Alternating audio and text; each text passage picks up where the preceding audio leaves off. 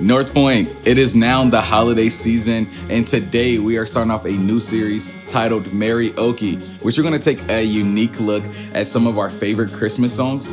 So I decided to go around to some North Pointers and test their knowledge on some Christmas music. Let's check it out.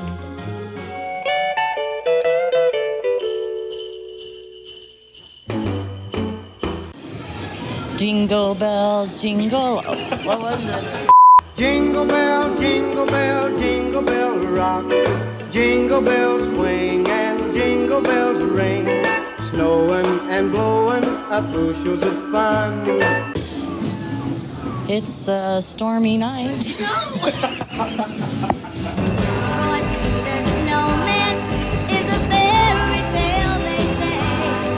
He was made of snow, but the children know how he came to life one day.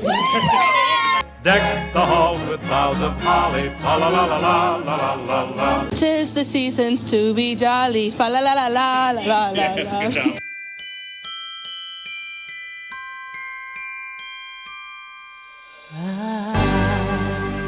Don't want a lot for Christmas. There is something past appeal. Has to be how they feel. Something to the Christmas tree. That was good. Nailed it first try.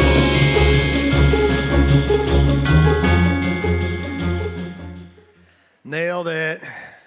Hey, welcome to North Point. Great to have you with us today, and Merry Christmas to you. We are starting our Christmas series, and so we're thrilled about that. Matter of fact, I'm so excited about Christmas. Why don't you give a high five to someone near you? Tell them it's from me. Huh? That's from me.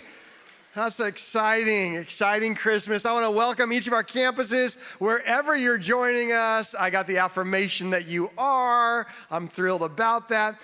So thanks for being with us. If you're joining us online as well, it's good to have you. Whatever we're doing today, you'll find our app. If you're newer to North Point, we've got an app, but you'll want to put North Point Mo. Apparently, we're not the only North Point around, but North Point Mo app, and you can not only just have notes to kind of gauge what we're doing today, but also there's resources, there's events, there's all sorts of things coming up.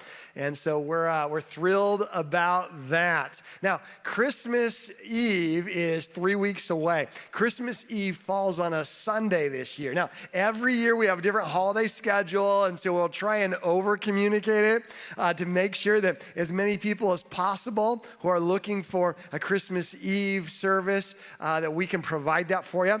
And so our service times on that weekend are always kind of up in the air. So here's what it is this year. You'll see it all in a lot of formats, but we're going to do Christmas Eve services that Sunday, 3 o'clock, 5 o'clock, 7 o'clock at the Nixa and Springfield locations. Those are our campuses that we don't do set up and tear down. 3 o'clock, 5 o'clock, 7 o'clock. It's Sunday, so we won't have Saturday night on that weekend. We won't have Sunday morning on that weekend, but you're welcome to come and have some private, quiet time if you'd like. But 3 o'clock, 5 o'clock, 7 o'clock on that Sunday, Christmas Eve. If that's something that will be a help for you and yours, we'd love to make you aware of that. Okay, so every week in this series with Merryoke, we're going to look at a different song. And this week, talking about I'll Be Home for Christmas, or as we're talking about today, maybe I Won't Be Home for Christmas. I want us to look at that song. On the count of 3, I want everybody to yell out who wrote that song. 1, 2, 3. Yeah, I don't know either. Okay, but that's not the important thing. So here we go. On the count of 3, who made that song famous? It's a singer, okay? There's a lot of different ones. So you tell me who made that famous for you on the count of 3. 1, 2, 3. Okay. Mariah Carey. All right, I could see that. Bing Crosby, any Bing Crosby out there? If you showed up at my house when I was growing up, my mom was in charge of the TV and I wasn't allowed to change the channel. And so it was always on a Bing Crosby movie. Bing Crosby made that famous. Anybody say Elvis Presley? Okay, he did it. How about Michael Bublé? okay? He brought that to number 1 on the Billboard Top 100 list. He's the only one to do that. So he kind of made that famous. Anyone say Lady Gaga? I don't know that she's done that, but yeah, I bet she can do a phenomenal rendition of it. But Bing Crosby, he kind of made this famous through some Christmas movies back before Hallmark had even started having their own channel. It was written in 1943. So, and I know, I'm just kind of doing a quick scan of Springfield, and let me look through okay, I'm looking at your campuses too. I don't think anyone possibly looks old enough to be alive in the 1940s. If you do, you just look spry. But if maybe you had grandparents in the 1940s, they'd be able to tell you about the 1940s. There was a world war going on, World War II. Okay, so 1940s, almost everybody in America was impacted by a soldier being gone from home during World War II, whether it was you directly or you had a loved one. And they call this the greatest generation ever, this builder's generation, right? This commitment to the country and service and whatnot. And so this was something that captivated most Americans, right? And what this song is the story from the perspective of a soldier. Back in those days, they didn't have Zoom, and they didn't have Skype, and they didn't have all these abilities to communicate. And so if you were serving your country in the 40s, you were lucky to be able to get a letter off every once in a while, maybe a phone call every few months. This wasn't something that you would have regular contact. And you didn't also have the predictable shifts like you would be having now, provided now. And so you might be in just neck deep in just the details of war and battle for days on end. And every once in a while, a soldier would get a break from the atrocities of war, and they would have some time to imagine a better scenario. And this song captures such a soldier who's imagining snow and mistletoe and presents under the tree. And it's this sense of nostalgia of all the beauty and the ideal of Christmas. However, at the end of the song, the last line is just a gut-wrencher because it says, if only in my dreams. Good chance I'm not making it home. Good chance I might not ever make it home. So today, in this moment, I'm just going to picture this ideal Christmas. And I want to talk about that ideal of Christmas to all of us here. And I know that as a nation, it's not the same 80 years later, but what we do have is we have a lot of people who have this sense of realization that the ideal of Christmas and the reality of Christmas, there's a gap. And maybe for you, Christmas doesn't look like what you'd want it to be, what you thought it would be when you were growing up, when you were in charge of it. Maybe Christmas won't look like this year what it looked like last year because of sickness, because of loss, because of conflict. These things happen. All of us have a less than ideal picture of Christmas. And so I want to talk about what is our responsibility? What do we do about it? Now, we also have 4 weeks to talk about Christmas, and we have that every year. And so I'm going to save most of the Christmas story for a little bit later. And trust me, we will get into the Christmas story during this series. Today, we're just going to kind of introduce it. But in my outline, for today's purposes, I want to look at these two thoughts. One, that Christmas season appeals to the ideal. That's what Christmas season appeals to. It appeals to the ideal. The movies, the ending of the movies, the commercials, it appeals to the ideal. What do you want Christmas to be? And someone out there is going to sell you the opportunity to have that kind of Christmas. Now, I don't know if you've got a significant other or not, but I learned early on when they say, let's not get each other anything for Christmas, Some of y'all know what I'm talking about. If you're like brand newly connected to someone and you just had that conversation of let's not get anything for each other for Christmas, do not fall into that trap, okay? That is a game, and I'm telling you, do not believe that that's what they want, right? So Leanne and I, man, we're 26 years into this thing, right? And so I just know as we get close to the Christmas season, can't wait, pins and needles. I have no idea what she's gonna get me. I bet it's gonna be something good because I've watched the commercials. I don't know what kind of vehicle is gonna be waiting underneath the big old ribbon, but I've seen those Lexus commercials. Can't wait. Excited about Christmas morning. Anything less than soup's disappointed, okay? So, but we have these ideals, right? What are we gonna get? What's the meal gonna look like, right? What's the dessert gonna look like? What's the day gonna look like? We have all these expectations. Even if we're mature, there's something about Christmas that draws us into this allure of what's it gonna look like, the commercialized ideal. Christmas appeals the ideal. However, Christmas season, it reveals the real. So Christmas season, even though the season appeals to this dream, it reveals reality, right? Christmas isn't an enhancer of relationships, it's a magnifier, right? It will show you what's there just on a bigger stage.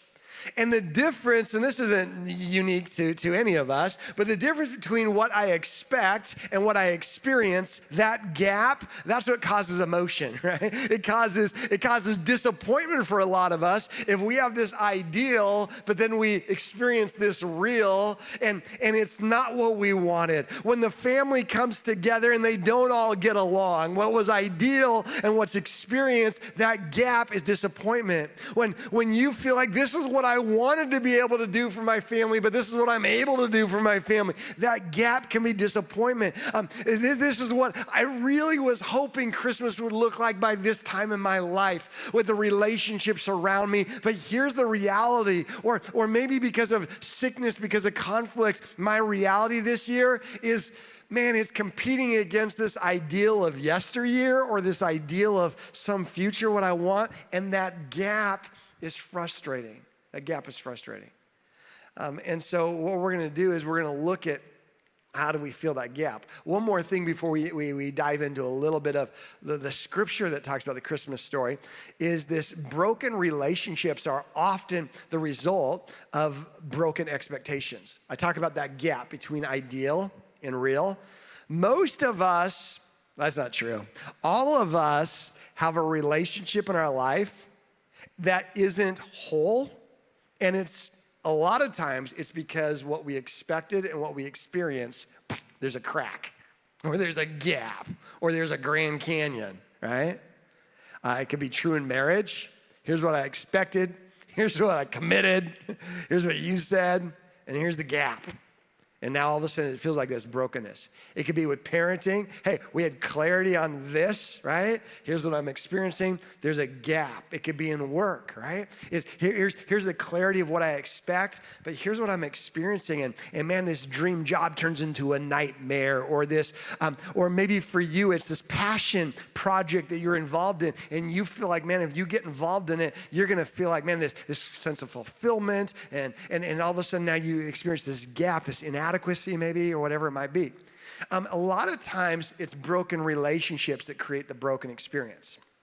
And if it's true that we all have a broken relationship, matter of fact, just for fun, raise your hand if you can think of a relationship in your life that's not ideal. Okay. If it's a family member, point at them real quick. No, no, okay? But it's true for all of us, right? We all have situations. And here's the thing about Christmas. Christmas, more than any other season, brings these relationships in full contact. And it magnifies the dysfunction, the distortion, the discomfort of these relationships. And Christmas will do that. And so what I want to do is I want to talk about more than how do you be on your best manners during Christmas season. Side note, I hope you are, okay? Let's be on our best manners. But I want to talk about a spiritual assignment I really feel like we have. What do you do to fill the gap between ideal and real? And is it possible that Jesus fills that gap? Now, let's go to the Christmas story. the Christmas story in Luke chapter 2. And I'm not going to get into the narrative of the nativity. I'm not going to get into the characters because I got 4 weeks to fill, okay? But I do want to talk about the cosmological view of it, the heavenly view of it. I want to talk about just the spiritual dimension of Christmas for today's purposes. That you've got God in heaven who's got a plan for us. We're created not on accident, but we are created on purpose. God has a plan for us. He has a plan for you. You're not an accident, you're an incident. And God's got this plan for you, but what happens is we have brokenness, broken relationship that gets in the way of God's best. Scripture calls that sin. Sin is anything I bring to the table that goes against God's ideal. Sin is anything that I leave undone that God had ideally wanted me to do. Sin could be like things that get us on the naughty list, okay? But sin could also be just laziness, lack of awareness, and attitude. And I'm not picking on any of you. I'm applying this to all of us, right? Because sin is something that we all have contributed to. And the result, the hard-earned paycheck or the wages of sin is death in relationship. And specifically, it's separation between us and God. Not because it makes God love us less. It's because we do not experience the fullness of God's best for us because our relationship is hindered, is blocked, is obscured because of the sin that we bring to the table. And there's nothing we can do about it on our own. It's not like I can sin a lot less and my sin ratio goes down and my sin bell curve looks better than yours. And if I can just compare myself to enough people or the right people or the wrong people, then all of a sudden I feel less sinny, okay? I mean, that's not how it works. It's not like I can just do 16 more moral efforts to make myself a model citizen and then I'm less sinny. Sin requires death. But there's nothing I can do to fulfill that. It's something God does. Now, here's the beauty of the Christmas story. God looks down and he sees that our home, planet Earth, okay? Most of us are from here. Planet Earth, that's our home. Our home is less than ideal. Heaven, God's home, right?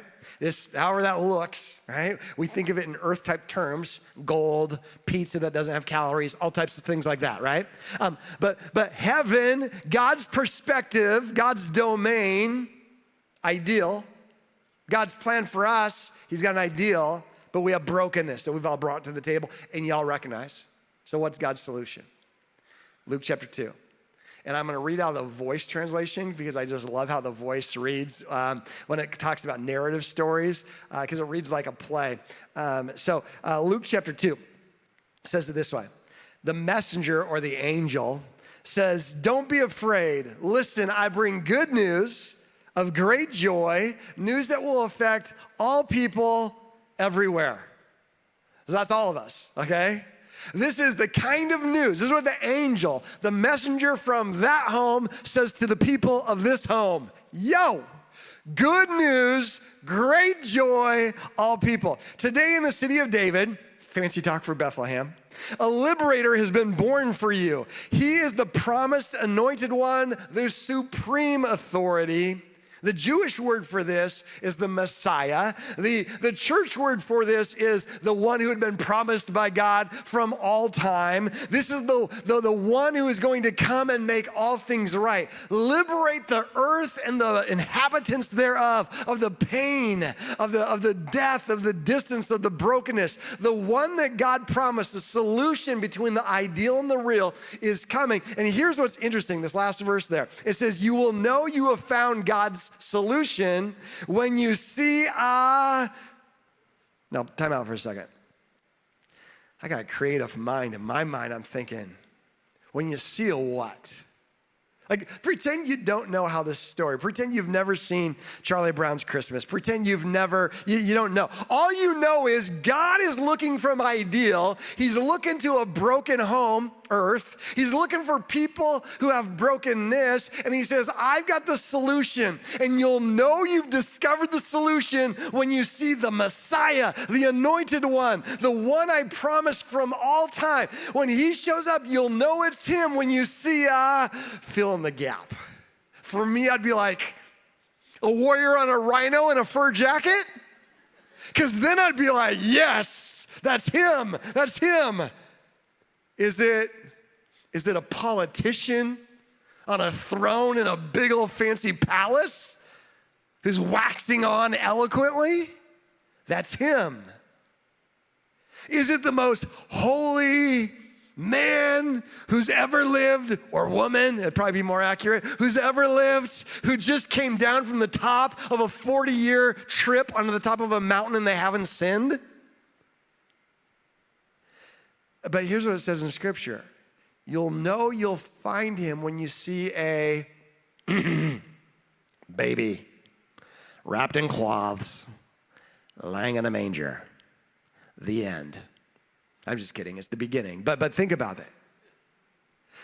And now if I'm at that creative meeting and I'm with some angels who are Enneagram 4s, and they're in this creative meeting, and there are some marketing execs in that meeting, and we're spitballing. And we're like, okay, the answer for this broken planet, God's solution is gonna come down. Let's brainstorm some plans. What should he look like? And someone says from the back of the room with a mouth half filled with a St. George's donut, says, I got a great idea. How about a baby wrapped in cloths laying in a manger? I wouldn't be rude outside, but on the inside, I'm like, this guy's a joker, okay? How did they get in this meeting? That's a terrible idea. That's a terrible idea. I'd be like, okay, no, that's great. Let's just keep it going, right? I like the energy in this room. Let's keep spitballing, right? Anybody else have any ideas? So we got baby made the board, Because I'm not like a baby expert, but I've had 2 of them, right?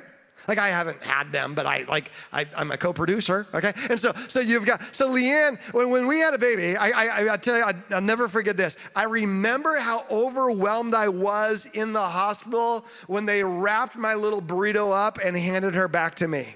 And they said, here you go, Mr. Johnson. I'm like, there's no way legally you're allowed to give me this child, are you? I can't even drive to Target without a legal license. I can't even check out a book from the public library without 3 proofs of residency, but you're gonna give me a little baby human? This is overwhelming. I remember loading Janaea up into our Geo Metro, and when we put her in the back seat, driving out of Cadlick that day, thinking, how is this supposed to work?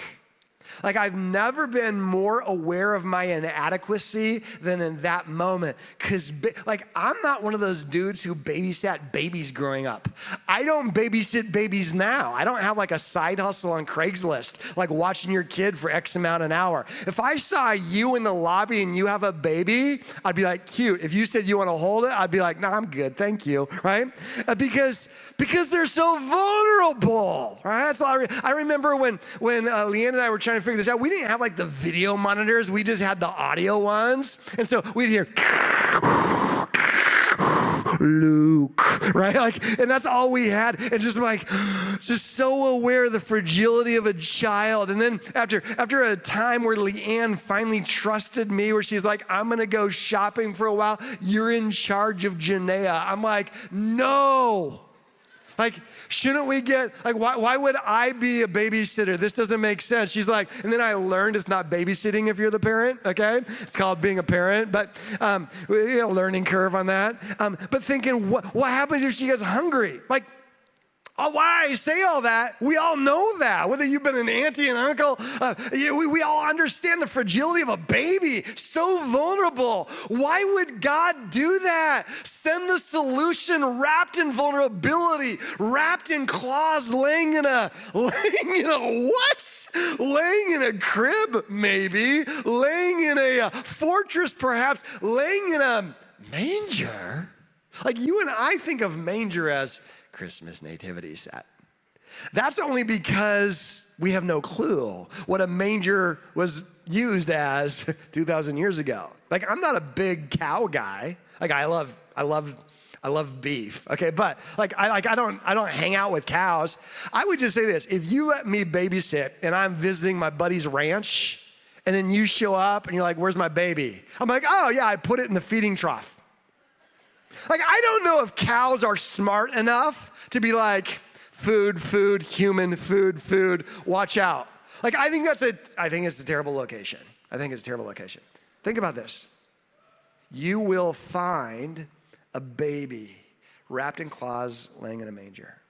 It's Christmas.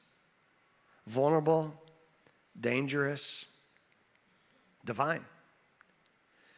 God fills the gap between our ideal and our real by carrying Christ right into the middle of that gap. So what does Christmas do? Christmas celebrates that God, he left his home to enter my home. And I don't know how that all looks, but I did watch a movie of a little 7-year-old boy who went there for 7 minutes, but I don't know all the details of heaven.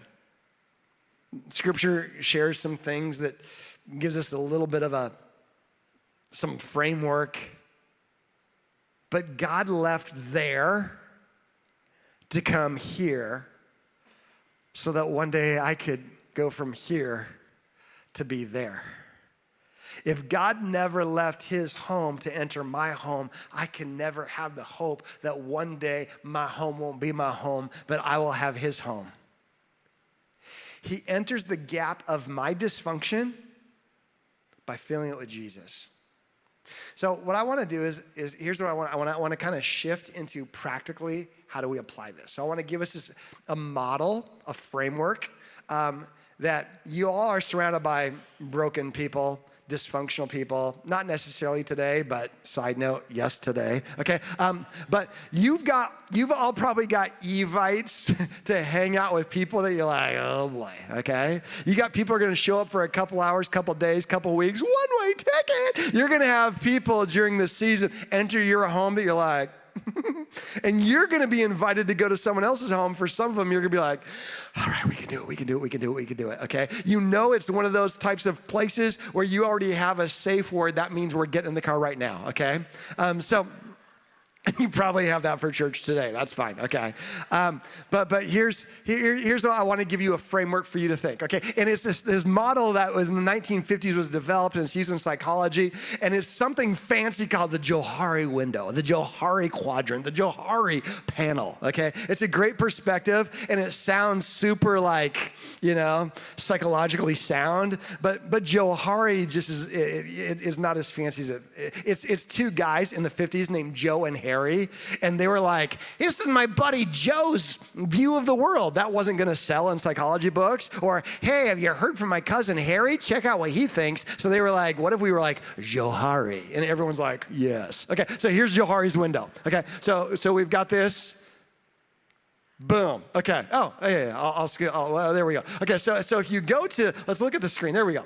Okay. I feel like, I'm a weatherman, but if you go to the northwest, okay, and you got the Chinook that's going up to the northwest, you're going to see that top left quadrant. Okay. That is the area where other people, it's known to others. These details about you are known to others. And they're also known to you. We call that the arena. There's no surprises. We all know this, okay? Today, the Packers will know this, right? Mahomes is awesome. Mahomes will win. You know that as well. The question is, how long will it take? We all know that. There's no mystery there, okay? When I'm selling a car, okay? This is the part of the thing that I put on cars.com. This is a 1987 Chevrolet Citation, okay? It's got 189,000 miles, and it's $2,250 OBO, right? So you know that, I know that. There's no mystery. Now let's go down to the lower left, okay? The California part of our map, okay? This is, ironically, the facade, okay? So this is the part that maybe I know you have no clue. These are the things, I know this about myself, but you don't know, because that would be oversharing, right? That would be giving you an advantage that I don't want you to have. If I'm selling my car, we know the things, the mileage and those kind of things, but when it comes to the facade, I know that like, if it's idling for more than 15 seconds at a red light, you better turn that off and turn it back on. You gotta bang it if you want it to be able to have hot air. I'm not leading with that information. I know that. She runs. Yeah, she runs. She runs, yeah. You don't know that. You might know that soon, but you don't know that. That's the facade. Okay, then you go up to the northeast, okay? That's the blind spot, okay? This is the thing that you all know about my car that I don't even know, and I'm the owner. You know that there's a government program that just was launched last week that if you can find a 1987 Chevrolet Citation with more than 180,000 miles, we're gonna give you $200,000 for that, relic of history. And I don't know that. And so I'm offering it for $22.50, and you're like, sold. That's a blind spot that I have, that you know about it. And then we come down here, the mystery, okay? What's gonna happen when you buy this car? I have no idea. I do have a guess, but that's why we're gonna have a 60-60 warranty. 60 seconds, 60 feet, whichever comes first, done. Mystery, we have no clue. Now, when we're selling cars, we can talk about the Johari, okay, window. But when it comes to our life, we're all gonna have relationship connections this month where you're gonna walk in, everybody knows everything about it. That's cool. We're known, we know you know everything about me. It's community. But then there's also environments where it's like facade. And that's a lot of pressure. When you have to show up in an environment with people you love or care for, and you have to not let them know what's going on. No, things are fine. Marriage is great. Kids, straight A's. Always obey. They predict what I'm gonna ask, actually, yes. Facade. And sometimes what's annoying when you see someone else put on a facade, it's annoying because you're like, that's just not true. It's hard to be with them. Or you go up to the blind spot is maybe you show up in an environment and people know something about you and you don't. What you need is someone to care enough. Or maybe you show up in an environment and you know Uncle Joe's got a blind spot and you figure like you can fix your whole family. Just get someone give you a microphone at the Christmas dinner. You'd be like, you drink too much, you talk too much, okay? You should stop talking about politics around people. And you can just, okay, we all got it, done. Because someone needs to know how they're coming across. But a lot of times when we sense that, we're like, there's a gap between what you know and what we all know, and it's annoying. The mystery is just, we don't know what next year is gonna look like. We don't know, is next year, is this the last year it's gonna look like this? We have no idea. What I share about this is, you have a responsibility when you're walking into any gathering. Now, yes, this month, because this is a big month, when you see people they're putting on a facade, or you see people that have blind spots, you need to understand we're all in that area somewhere with relationships. And instead of being annoyed like crazy and drinking a lot more eggnog so you can forget that it happened or avoid it and trying to get out of those situations, what if you were armed with two tools? The first is curiosity. I wonder how you're doing. I wonder how you're really doing. I wonder what pressures you're facing.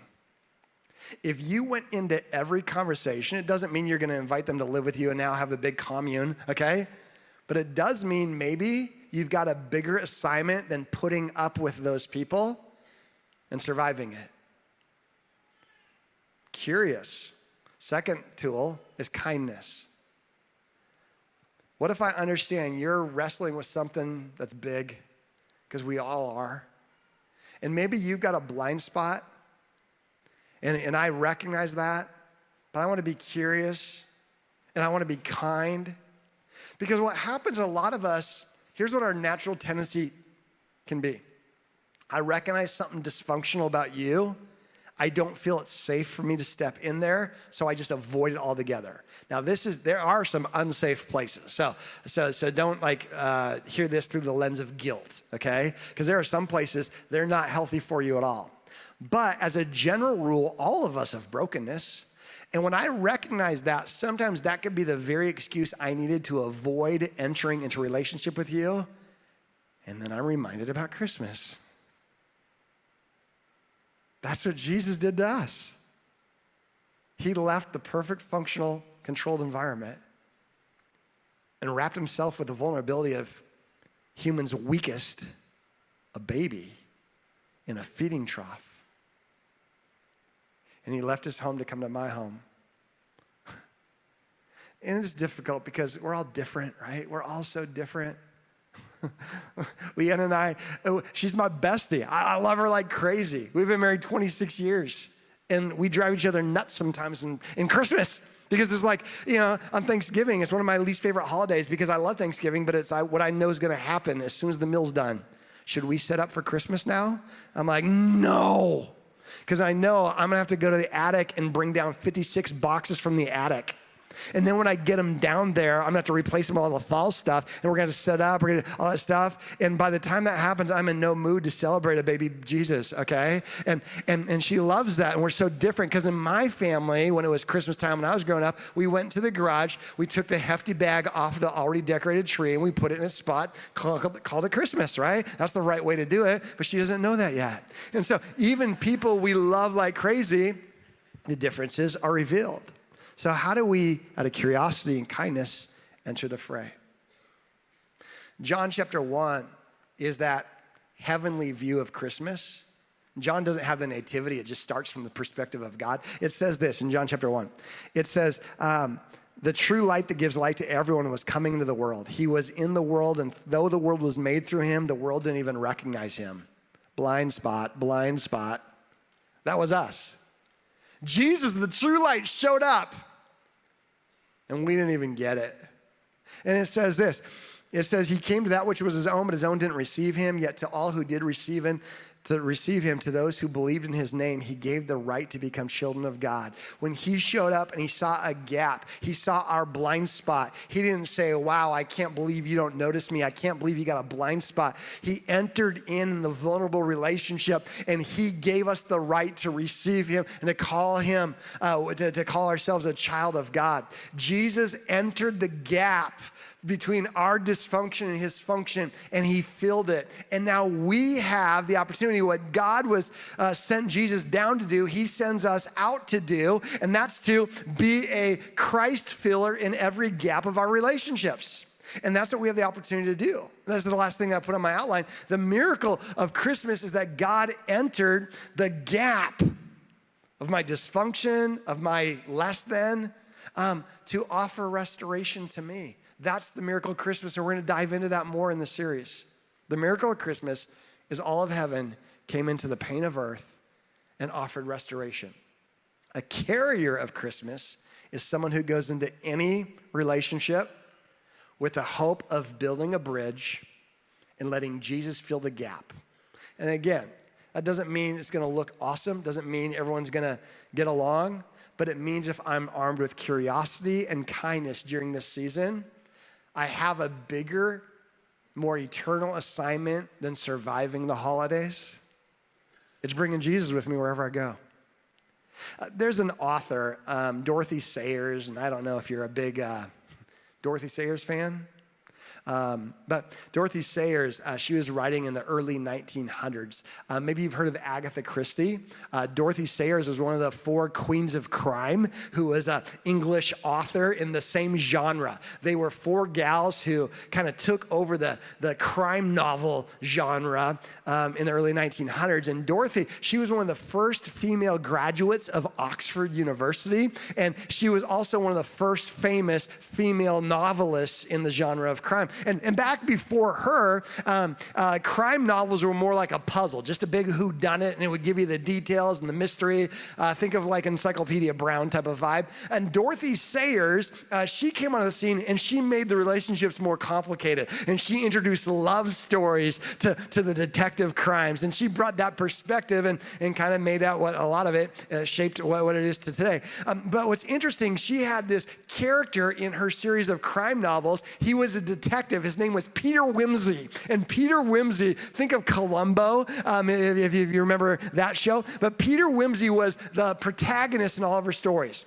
But every novel, as he aged in her stories, he would become a little more gruff, a little more complicated, brilliant, but no one appreciated him. And so I think it was in her 6th book, She was so fascinated by this character she had developed, and she was a little bummed because no one could understand how valuable this character was. So she wrote a character into the story, a character named Hazel. And Hazel was a young graduate of Oxford University who was a crime novelist. She wrote herself into the story, who became the love interest of Peter Wimsey, because she was writing these novels and she's like, this complex creation of mine, I want to be able to enter his story and redeem all these characteristics of him. And that's what she did. And she broke all the writer's rules and she wrote herself into the story. And I think that's exactly what Christmas is all about. A God who sees a beautiful creation that's complicated and he wants to complete his creation, so he wrote himself into this story. And that's what we have a chance to write ourselves into other stories. So here's what I'd like to do. I want to give us 3 practical ways right now. And if you've got your card, here's how we write ourselves into the story of those around us. Here's how we can fill the gap with Christ in any challenging situation. 3 practical ways. Number 1 is this. We have a mission trip to Uganda coming up in July. It's a medical missions trip. This trip happened 2 years ago. A bunch of North Pointers went over there, medical professionals, and some weren't medical professionals at all, but they can organize, they can hang out with kids. And the word was promoted before they arrived, and so thousands of people showed up looking for help. And so they left their homeland to be able to go and provide practical help and hope in Uganda. They're going to go July 18th to 28th. If you're interested, whether you're a medical professional or not, and you'd like to be a part of that, I talked to the leaders this week. We have room for about 5 to 10 more people. If you're interested, write the word Uganda in English on your card, and we will get it followed up with this week. We'll get you all the information. July this next year, medical trip to Uganda. Second thing is Dream Center event and Nixa event next week. 4 campuses are putting on 2 events.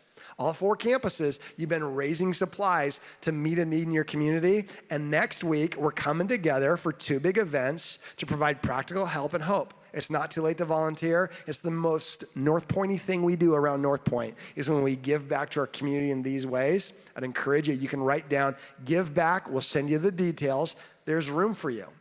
And the third one, I want to bring my friend Kristen out. Kristen is a development director over at the Dream Center. And there's a unique thing that we're doing across the board that we want to lean in and partner with the Dream Center. So Kristen, would you welcome Kristen with me? Does that feel warm? That's a warm welcome. Kristen, tell us a little bit about what does it mean to be the development director at the Dream Center? I just get to hang out there and see the cool stuff happening and then share it with everybody.